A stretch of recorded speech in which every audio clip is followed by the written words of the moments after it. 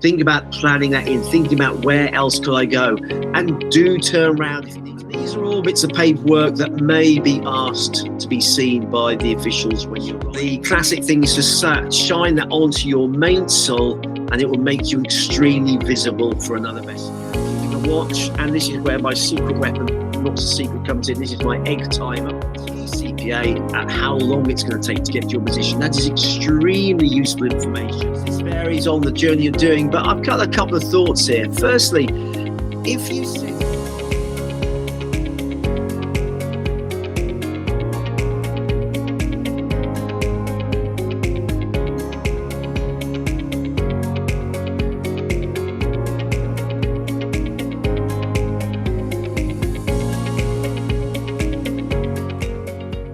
I came up with this idea of your first overnight passage. I think it's something some of you will be doing the day skipper, some of you yachtmaster or the fast track, and this sort of fits somewhere in between. Some of you just started sailing, some of you got more experience. And I just thought it was kind of an interesting thing to think about actually as you sort of expand your experience, getting out on the water and putting your theory into practice. And I was kind of thinking back to when I did my very first overnight trip, and I said, is it a big deal? And I kind of think actually it is quite a thing. And it's something that's still stuck in my mind after all the years. I do have these sort of memories. And I think all of you, when you do that first passage as skipper, first overnighter, it is something that will stay with you. As you head off out onto the sea, leaving the land behind, off we go into the dark. I say, is it a big deal? Well, it can be, especially when we get into thick darkness and we hit the traffic separation scheme. So I think there's a lot to be learned here. So this is what I'm going to be talking about tonight. And I thought I'd start off just telling you my story of my first channel crossing, stuck in my mind back in 1989. And one of the reasons I thought I'd tell you this little story was just because so much of the stuff that you're learning on the day skipper, the yachtmaster and the fast track course is very relevant to my very first trip. And I used a lot of those skills I learned when I went off across from, in fact, the UK, from the Exe River out across to the Channel Islands, about 85 miles. And this is back in 1989. And I just like to sort of mention what I didn't have: no GNSS, no chart plotter, no radar, no AIS. And I'm not sort of making out I'm some sort of super navigator. It's simply that I just didn't have these tools. GPS hadn't been around that long. In fact, I did check up the cost. I think you could buy a GPS unit for £3,000. It was a lot of money. Small boats just didn't have that equipment. Chart plotters didn't exist. Radar was big and expensive. You wouldn't find them on small boats. And AIS hadn't been invented. So it was very much navigating as you're learning in the day skipper and yachtmaster, using paper and pencil. So that's what I had: paper charts, plotters, dividers, an almanac, and of course, lots of tea that definitely helped on the trip.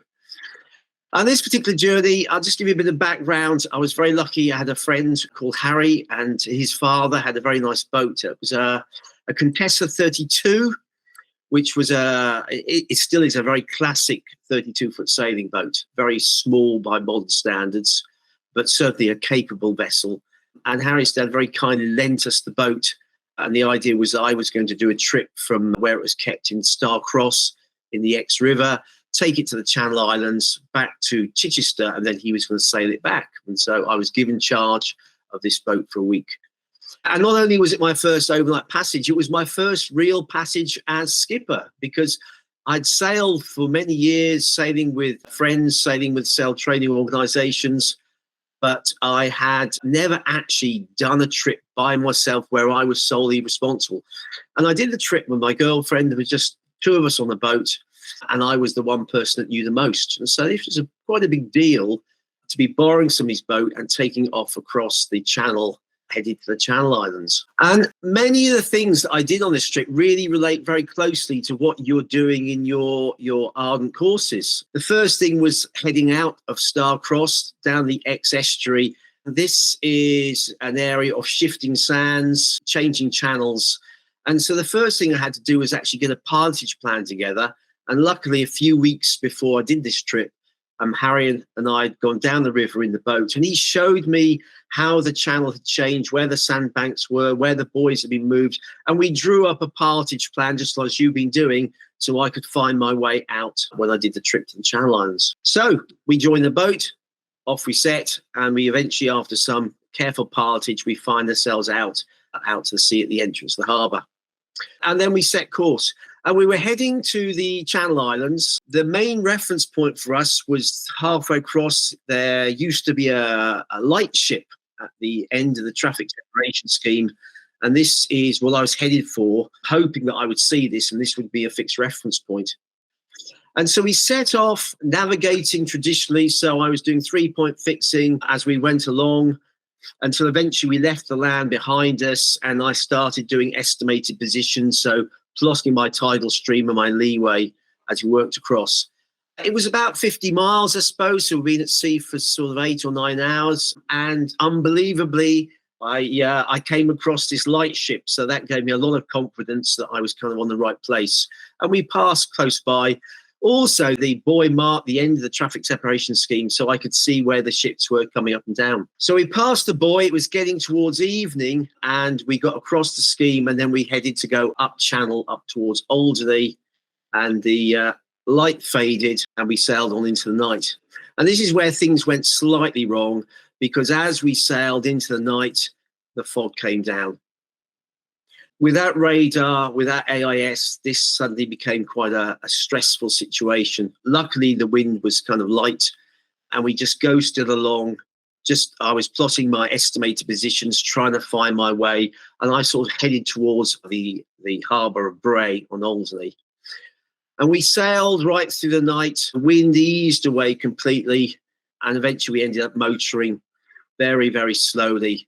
And we did have a very close call with a fishing boat. It was pretty thick fog. I can barely see the front of the boat. The fishing boat did come up at speed suddenly across our bow. It was pretty scary, I can tell you, maybe 20 meters away. Whether he had seen us on his radar, I don't know. But we were pretty much blind. And we got to a point where we were just where I thought we were, just at the entrance to Alderney, maybe a few miles off. But obviously you could see absolutely nothing at all.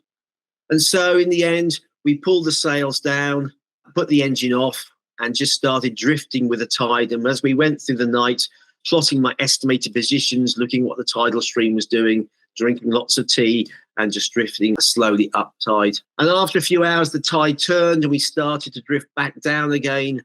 And again, religiously, I was plotting my EPs on my chart as we came back down. And eventually dawn arrived. That's pretty much what I could see. And we sat there for a few hours. And I could see again, theoretically, I was somewhere off the coast, but I had no idea where I was. And then, with luck would have it, eventually, there was a small break in the cloud. And I have to say, I was completely amazed because that breakthrough in the fog, and I could see Alderney, the entrance, about 3 or 4 miles away. Incredible. And so the engine went on, maximum revs, and off I went, steering crazily towards the entrance to Alderney. But by that time, the tidal stream was actually pretty fast. It runs about 5 or 6 knots along that coast. And so I found I was being pushed way down past it. So now I had to plot my course to steer, which unfortunately meant me heading back into the fog. But I had to have faith in the navigation that I would end up at the right place. And the long and short of it is I did. The fog slowly cleared. And by mid-morning, we made it into Alderney, into the under Bray Harbour in Alderney. And we put the anchor down. And I probably was extremely tired, but I was also pretty elated that we'd done this trip.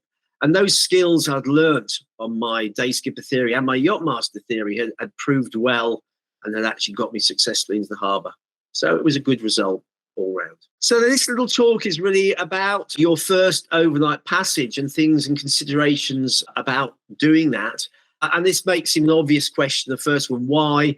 And it's really about exploring further. So we all start off perhaps sailing locally in our local harbour and just going a little bit down the coast, maybe just sort of spreading our wings.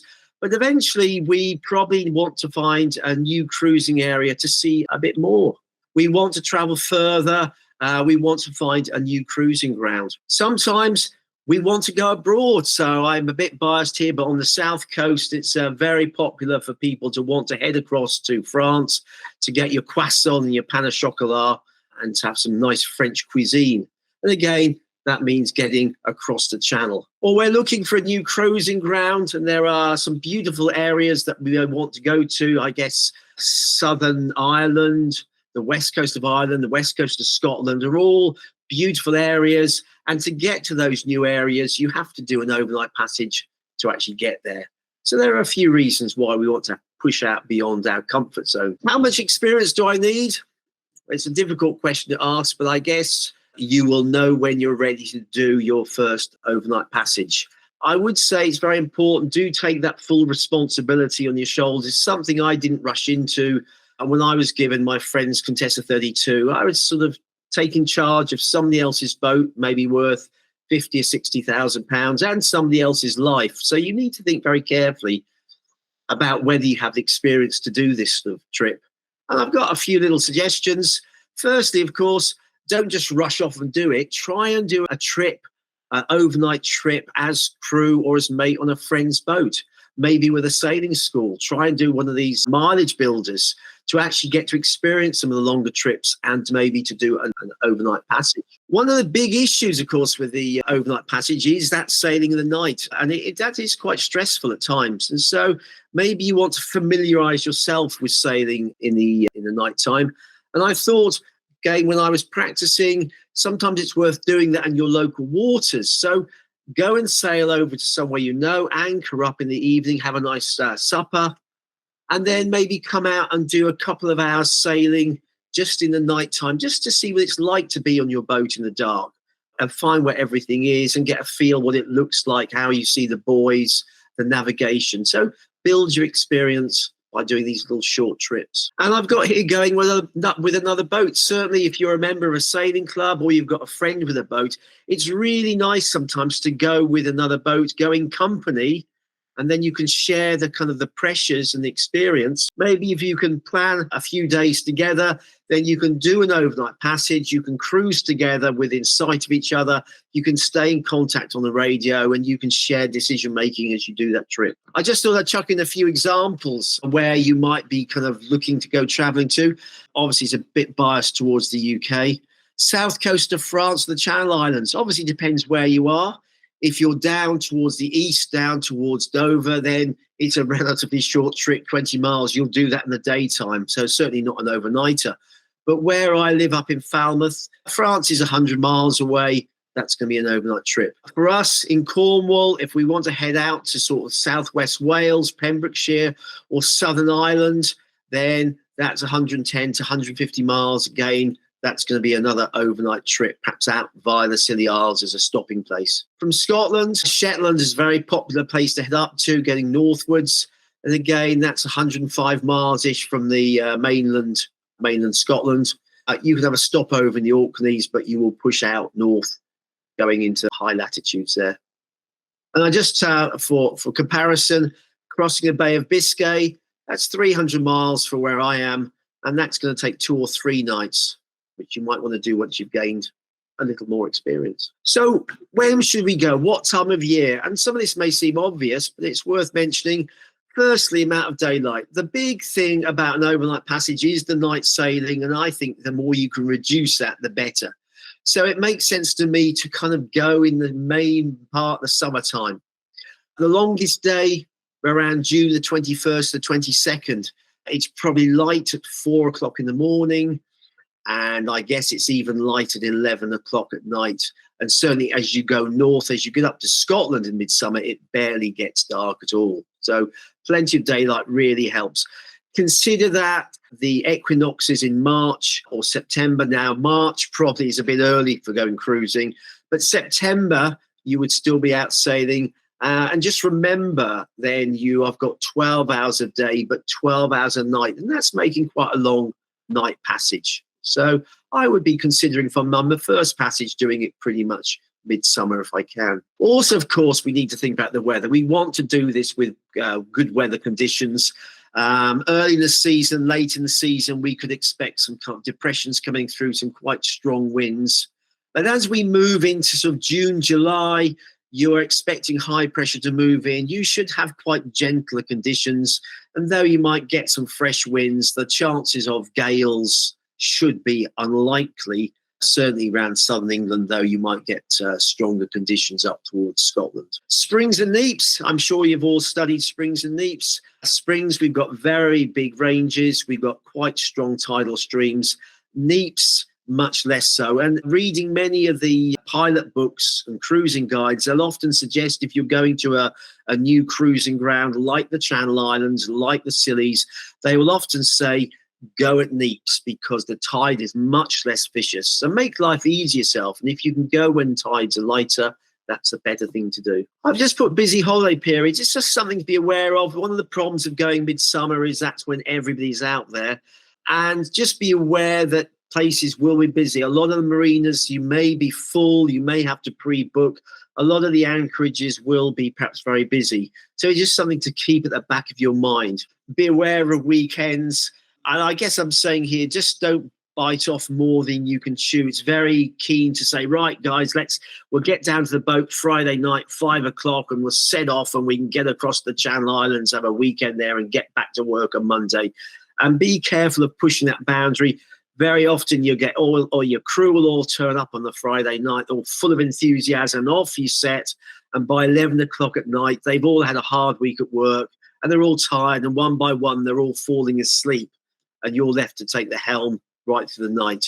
So do give yourself some time for that first passage. Planning the route. Think about avoiding the tricky bits at night time or in worsening weather. And the tricky bits, these are typically landfall. These are typically navigating some areas where there are maybe overfalls or rough conditions, traffic separation schemes. It is always easier to do these bits with daylight. So when it comes to planning, try and think about doing the easier bits overnight and the sort of more difficult sections of the trip when you've got light around you. Finding a good departure point, make life easier for yourself. If you are locked into a harbour or a marina, I was talking to a student a few weeks ago whose boat was on a mud berth, then you don't really want to be kind of launching the boat off the mud berth or out of or across a sill and then heading straight out to sea. So if you can, if your boat is restricted in some way, get it out and find a nice mooring to pick up or a nice anchorage and wait until you're ready. And then you can leave 24/7. And I think the same goes for arrival. Think about arriving at a good point as well, somewhere that's easy to get into. You've just done a long passage. It's an overnight passage. You'll quite a good chance you're going to be tired. So a difficult entrance in the early hours is going to really test your skills. So I like to find a nice, easy anchorage if I can, because I can get in there any state. It shouldn't be too busy, and I don't have to deal with any sort of customs or dealing with people as I initially arrive into that first destination. And I would always be flexible. And this is about your passage planning. So it's good to have your plan. You know what you're going to do. But just consider being flexible, being the ability to change your plan. If stuff changes, if the weather changes, if you have a breakage on the boat, think about planning that in, thinking about where else could I go? And do turn around if you need to be. Don't push on regardless. Think about, is it safe? And it's absolutely fine to change your plan and go somewhere else. So time to leave and time to arrive. Getting aboard the boat. You can obviously just rock up down to the boat, hop aboard, get the food aboard and go. But I think it's nice to kind of settle into the boat prior to departure. I always like to get to the boat the day before, load up with food, maybe fuel up, water up, get settled in, and then maybe just head down the coast a few miles, drop the anchor and get back into sort of on-board living. And it means when you're ready to leave, you kind of you've kind of all settled in. You know what's going on. You know where everything is. A time of day to leave. Of course, this varies on the journey you're doing, but I've got a couple of thoughts here. Firstly, if you set off really early, it's good. You've got the whole day ahead of you, but the time you get into the evening, you're starting to get tired. So you're now going into your overnight passage already starting to be tired. Whereas I like to leave ideally somewhere in the afternoon. If you leave it too late, of course, you're just getting on the boat and going straight out into the night time, which kind of is, I find it kind of difficult to suddenly find myself launching out into a night passage. So I like to try and get aboard or to leave sometime mid-afternoon. So you've got a few hours to settle into the trip, get underway, get into your boat routine. And then when night draws in, then you're still fresh and you're ready for the night ahead. And we sort of mentioned this, but just think about these important things like tidal gates. It is much easier to do these with daylight. So if it's possible, plan a route that you leave when you leave at a certain time, that when you reach these important points, you've still got some daylight with you, or maybe it's in the morning where the sun has come back up again. A sensible time to arrive? Well, again, daylight makes such a difference. And so I don't normally want to arrive in the middle of the night. I don't want to arrive when it's blowing a gale. I don't want to arrive when there's a big, strong tidal stream pushing me down the coast. So again, I want to arrive possibly in a dawn, the sun's come up a bit, and when weather conditions are likely to be light. A little bit about paperwork. Don't forget things to take with you. Ship's papers. Obviously, this is a bit more about going foreign. Ship's papers, your official documentation. If you are going into Europe, then VAT documents will be required for your vessel. And very often insurance documents might ask for. A crew list, of course, passports, and I'm sure I told you once where I'd left my passports behind, so I had to go back for that. So do remember those. Qualifications. Remember, if you're going into Europe, you do need some evidence that you are qualified to sail a boat, and for us it means an ICC, International Certificate of Competence. If you're not aware, once you have your day skipper qualification, your coastal skipper or your yacht master, then the RYA will issue you an ICC, and that qualification is recognised internationally as an overall sailing qualification. So it is well worth having that printed in multi-languages, so when the officials do come aboard, they can see you're qualified. Radio license. Remember, if you've got a VHF radio on board, you will need a license for the boat, and you will need a license for you operating at radio. And these are all bits of paperwork that may be asked to be seen by the officials when you arrive in a foreign port. Now, obviously, things have changed, certainly up until Brexit. I have to say, all the years I sailed in Europe, I don't think officials ever came aboard my boat, ever wanted to see this. But with Brexit happening now, we have got customs clearance to be done. And I think more so if you take your boat into Europe, then the customs people, border force, will be looking at this sort of paperwork. And I've mentioned here a pleasure craft report. If you are going foreign now, you do need to tell border force. You can do this online. You need to register with them, and you do need to issue a passage plan. It can be done online, telling them where you're going for what dates. And you do need to send this off prior to your departure. Also, when you return, you also need to contact them and let you know you've returned. It is now customs clearance. I have to say, I've not done this myself since Brexit, but it's pretty much as we used to do it. And that means if you do sail over into France or another European country, you are expected to report in to a major port and to contact customs, where they will clear your vessel and stamp your passports for you. I'm reliably informed that you do not actually need to hoist a Q flag when you go into France, unless there is something wrong with you or the boat. Safety, one thing I just thought worth mentioning, have everything to hand. And this is where maybe practicing on your boat, doing some night passages, short passages will be useful. Make sure that everything you need for the trip is easy to find, because if you have to go down and it's dark and you're fumbling around, especially if conditions are a bit rough, you're going to get queasy, you're going to get disorientated. And so all the important things you want to have available for you on the trip, have them ready stowed somewhere in the cockpit or somewhere easy to grab. Rules for life jackets and harnesses. It depends, of course, how you run your boat. I know many schools and certainly the RLI and the RYA definitely recommend life jackets and harnesses at all times. I certainly have my own rule that I absolutely insist life jackets and harnesses always at night, regardless of the situation, and always to be clipped on, especially if you are on deck alone. But you will have your own rules depending on your own boat. And I have this little idea about carrying a knife and torch with me. And this comes actually from a story somebody told me many years ago, and it was about a couple sailing on a boat. And it was overnight trip, and he was down below sleeping. She was on deck, and she was harnessed on, but she slipped and she fell over the side of the boat. And she was now being towed behind the back of the boat, attached with her harness. And basically, she was being drowned, which is not a good situation to be in. But sensibly, she had a knife in her pocket. And she had very little choice, but she had the knife and she cut her harness line, so she was now floating free. So she's not drowning now, but she's obviously in the water, man overboard situation. Thankfully, there were other vessels around, and as well as having a knife in her pocket, she had a torch.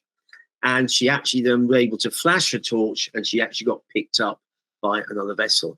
And I thought that was a very salient story.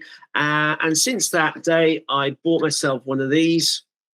And it is a little knife that is specially for cutting safety lines. And attached to that, I have this little light that also fits. It's a waterproof light.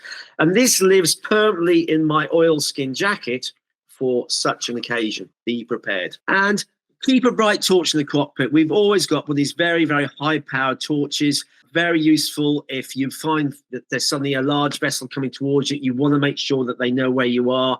Have a bright torch. The classic thing is to shine that onto your mainsail, and it will make you extremely visible for another vessel. So keep a bright torch always available for you. That looks pretty yummy to me. Food is very important. And prepare it beforehand. You do not want to be doing a trip, and as you get in the evening, especially if conditions are rough, you don't want to be going down below and starting to cook some fancy meal or some not fancy meal. We would always cook up something before we leave, and a little stew, a chili con carne, spaghetti bolognese, something like that, that is warm and filling and hot. And so prepare this before you go. We have a pressure cooker. That's extremely handy because it means you're not going to eat spillage if it falls over. We've also got a slow cooker, which is quite a nice idea, where you can put all the ingredients into the pot, you bring it all to the boil, and then you put it in a special kind of insulated box, and it cooks for 6 or 7 hours. And then as you get into the evening, you want some hot food, you take it out, and it's all there. But by having prepared, it just means all you have to do, if needs be, is to go and light the gas and heat it up, and it's there for you. So I would say always prepare some food for that first night. Make it easy. Don't go fancy over the top. Just a simple stew is what we need. And I think hot food, even midsummer, I know we can have some fantastic summers, but actually night sailing, even in June, July, it can be really quite cold.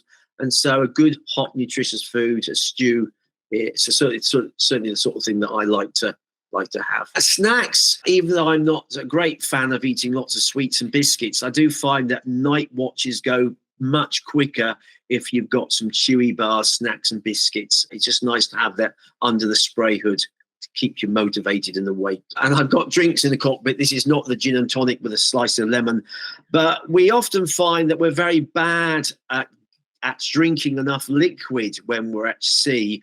And again, the thought of going down to make cups of tea and coffee, we often don't do it. And so we got in the habit of having bottles of water or juice up in the cockpit under the spray hood, ready to grab. And it makes it much easier just to grab one throughout the night, just to keep your liquid levels up. Secrets of nighttime passage making, well, they're not exactly secrets, but I've just put some ideas. They're in no particular order, but I just thought I'd sort of run through some of these things that I like to think about with night sailing. You'll see the first one, night vision, red light and head torches. So certainly having a head torch is a good idea, but remember, you don't want to destroy people's night vision by having a bright white light in their eyes. So a lot of the head torches you buy will have red light mode on them. And in addition, it's nice down below. We have a red light at the chart table. I have a red light over the galley if you want to make a cup of tea so you don't disturb people.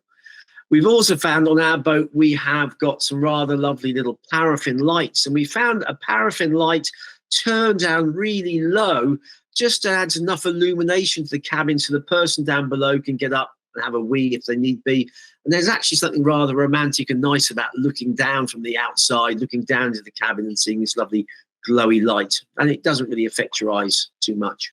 Dress warm makes sense. It's amazing how much colder it is on the boat, even midsummer in June and July. We carry down jackets on the boat, and we usually have to wear down jackets and thermal underwear, even midsummer. So do just consider having warm clothing with you.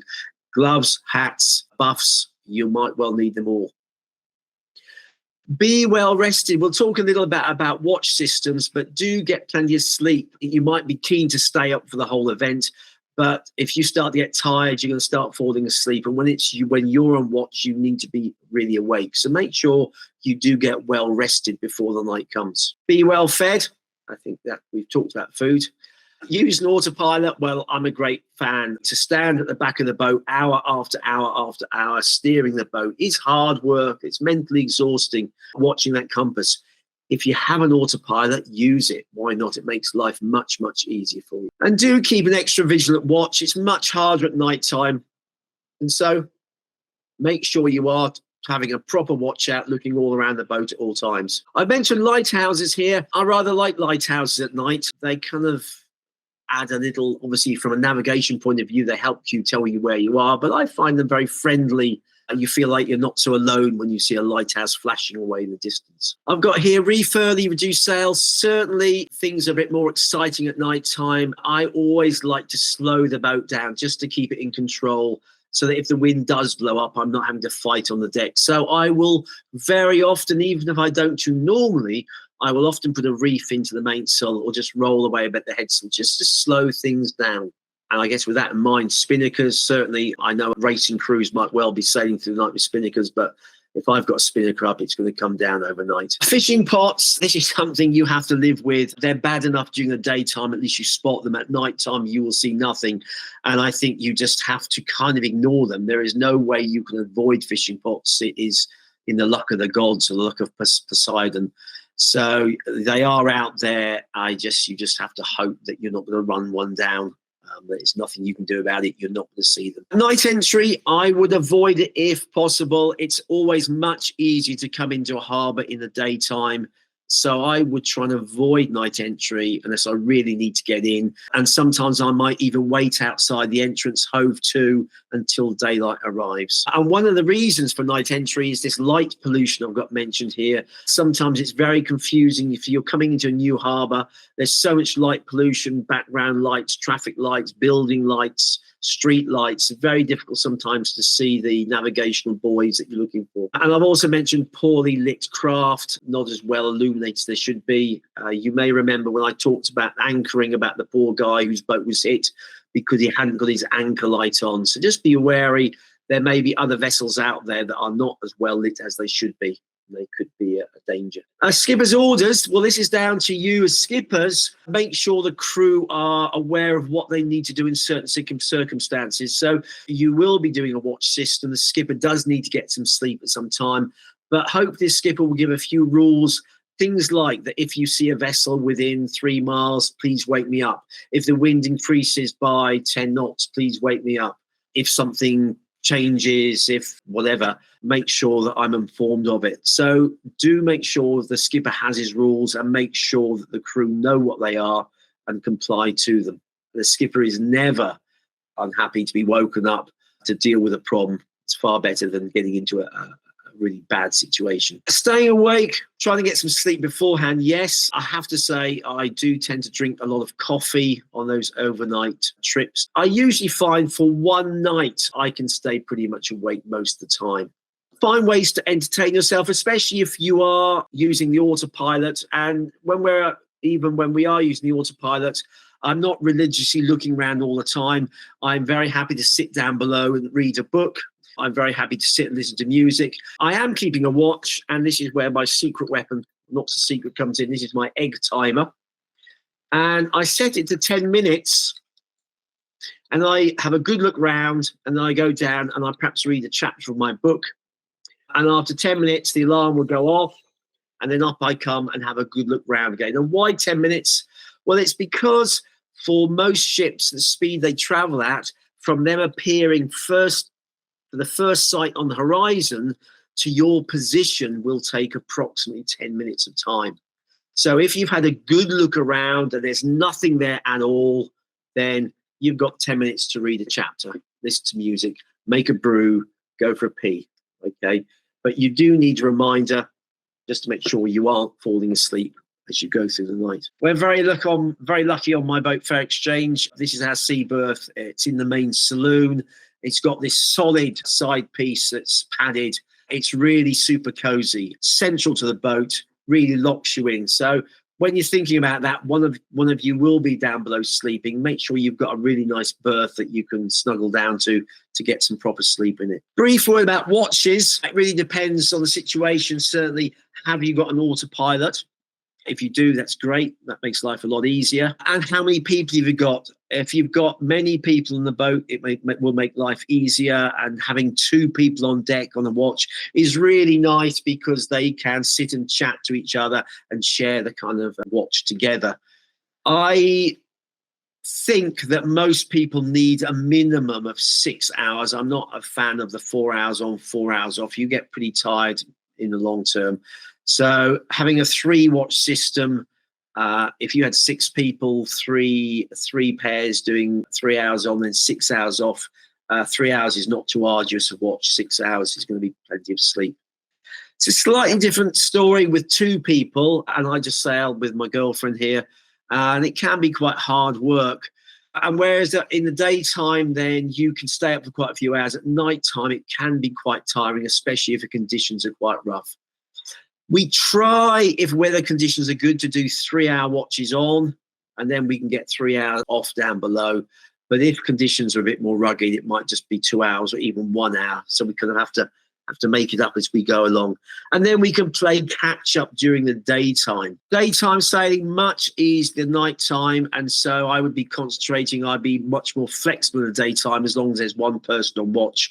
But at nighttime, I might want to have 2 people if the resource is there. Being on watch by yourself can be a bit stressful sometimes. We've already mentioned things about, I think if you are by yourself, you should always make sure that you are clipped on, even in the cockpit. You should keep making sure you're keeping yourself warm and hydrated. Make yourself cups of tea, filling the logbook every hour.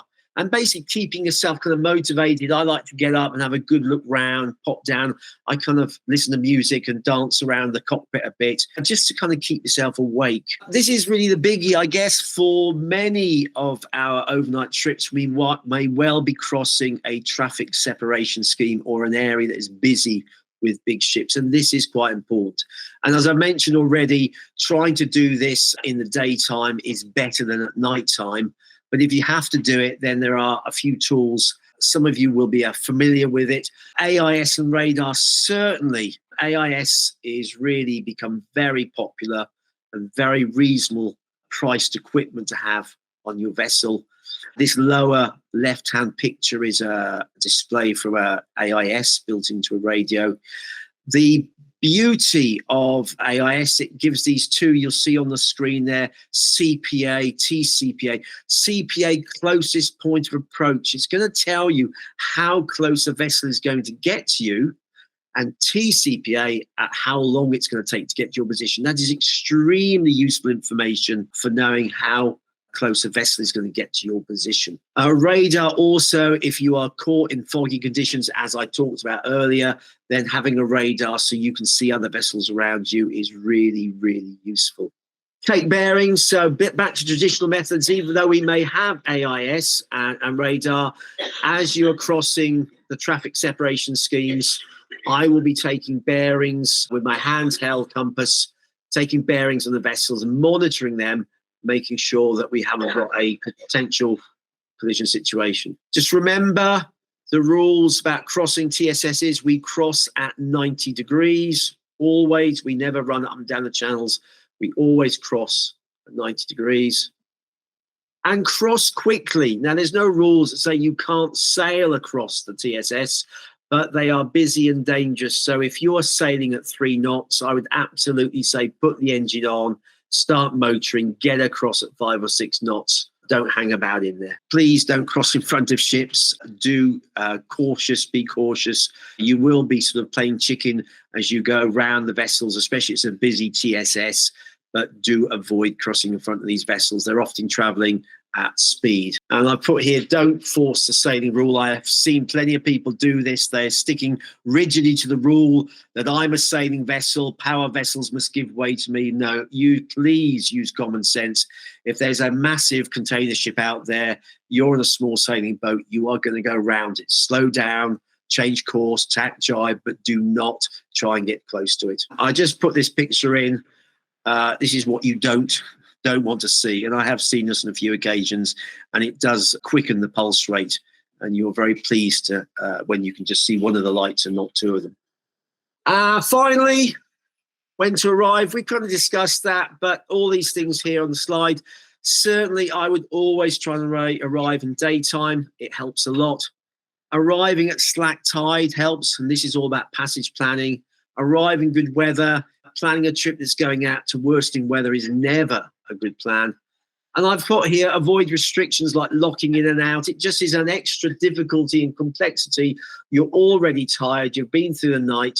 Just try and make life easy for yourself. I wouldn't even go into marina. I would try and anchor in a little bay and get some sleep before I actually make my final landfall. And obviously, if you are arriving to a foreign port, you will have to visit customs or the border force to let them know that you have arrived fairly smartly.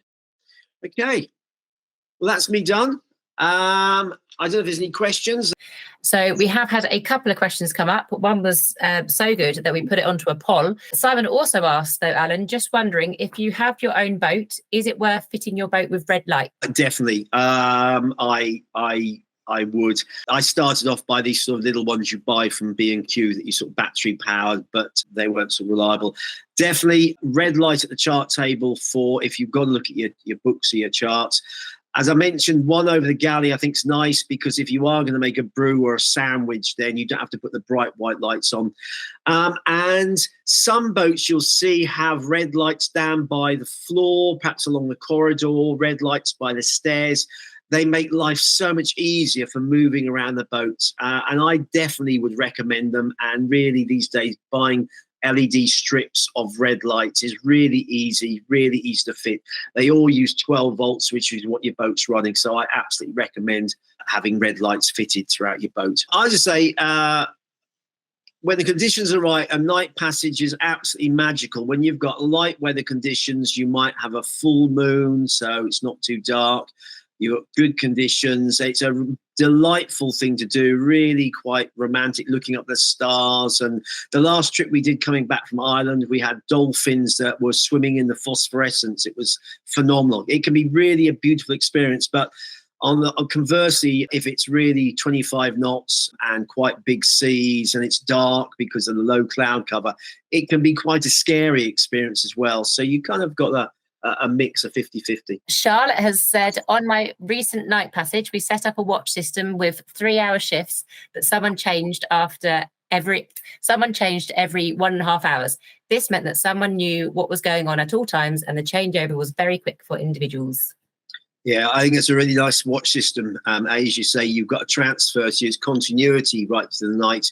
And also you get somebody fresh to talk to every hour and a half. So it's certainly, one of the problems of overnight passage is the boredom, and actually having somebody to talk to is really nice. So changing the people over is really nice. And you're right, then everybody knows you pass on the information every 1.5 hours, so everyone knows exactly what's going on. It's a great watch system. Excellent. And while there's a lull in the questions, we'll just have a look at the other poll, which was, for those who have stayed up overnight or done night shifts, what time did you struggle at the most?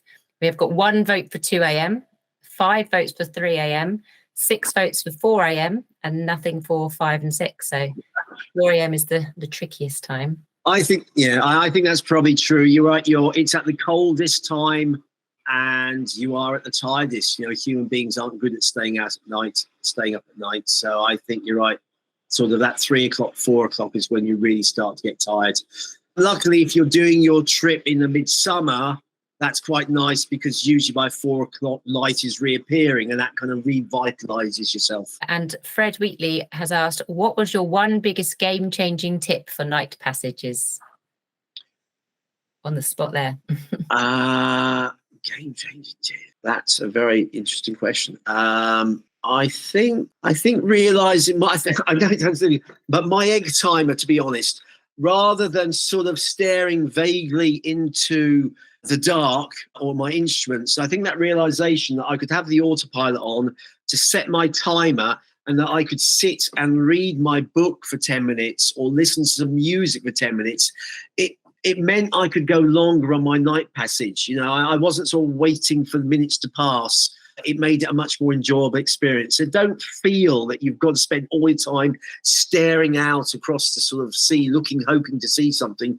You know, when you're out at sea, you can relax as long as you're checking on a regular basis. So probably that simple egg timer. Okay, and Joe and Jamie Hay have asked, do you have recommendations for notifying people of an overnight passage plan? They used to tell the Coast Guard, have recently used the RYA Safe Tracks app, and it was very good.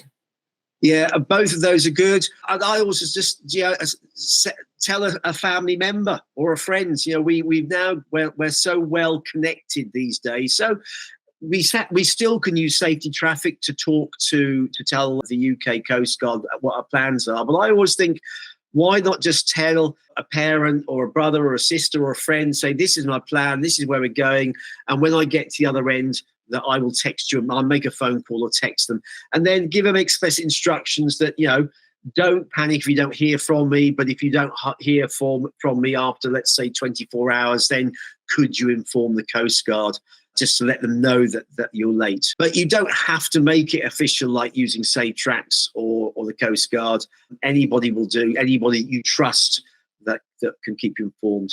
So either of those will work quite well. And Ed, with regards to the flag, I once forgot to put a local courtesy flag up and got searched. I don't think it was a coincidence. Well, it is interesting, though it's not sort of a legal requirement. It's people get very upset about you not putting the courtesy flag up, and I'm pretty religious at actually putting a flag up. I think it is a nice thing to do, but I know people will get a bit upset if you don't show respect by putting up the flag.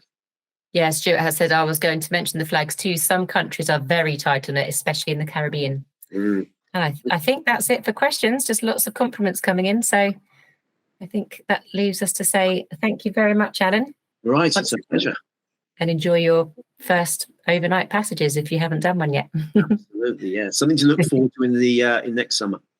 Excellent. Okay. Bye then, everybody. Right. Night, everybody.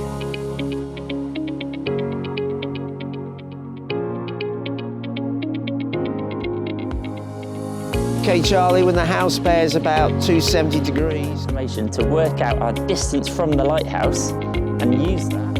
We might be perfectly on track, but if we're not on time... Just have a look, I've got my phone here at the effects it has on our steering compass. Our echo sound is working, we can find a contour and follow it nicely into port. Our left hand is pointing towards the centre of the lull.